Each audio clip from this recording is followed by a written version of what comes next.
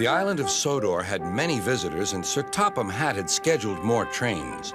Gordon, the big engine, had to work harder than ever before. "Come on," he called to the coaches. "Come on, come on, come on. The passengers rely on me to be on time."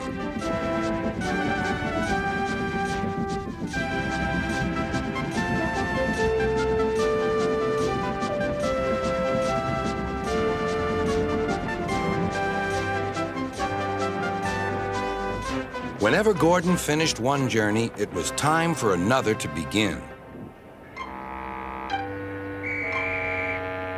"Never mind," he puffed. "I like a long run to stretch my wheels."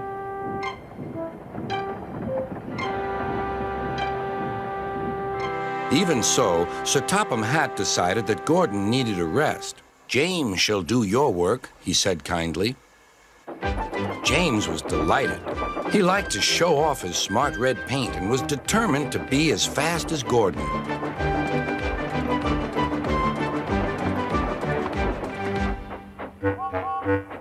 "You know, little Toby," he boasted, "I'm an important engine. Everyone knows it. I'm as regular as clockwork, never late, always on time. That's me." "Says you," replied Toby. Just then, Sir Topham Hatt arrived. "Your parts are worn, Toby, so you must go to the works to be mended." "Can I take Henrietta, sir?" "No. What would the passengers do without her?" Toby saw Percy by the water tower. "Don't worry, Toby. I'll take care of Henrietta until you get back."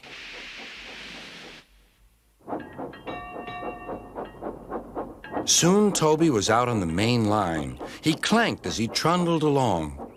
He's a little engine with small wheels. His tanks don't hold much water. He had come a long way and began to feel thirsty.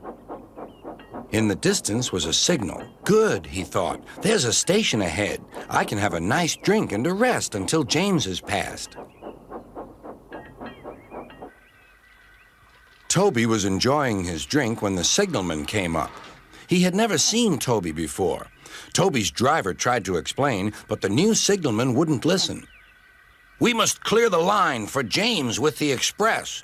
You'll have to get more water at the next station."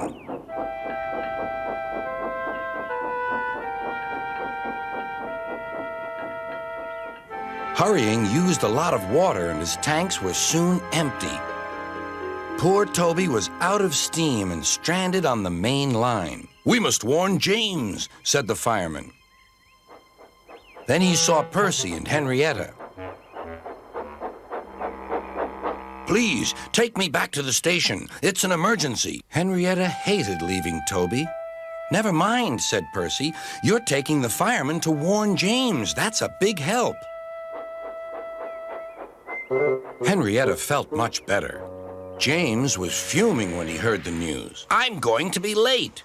"My fault," said the signalman. "I didn't understand about Toby." "Now, James," said his driver, "you'll have to push Toby." "What, me?" snorted James. "Me? Push Toby and pull my train too?" Grumbling dreadfully, James set off to find Toby.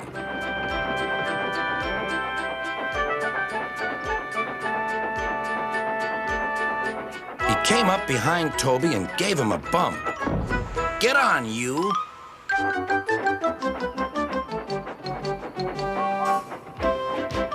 James had to work very hard.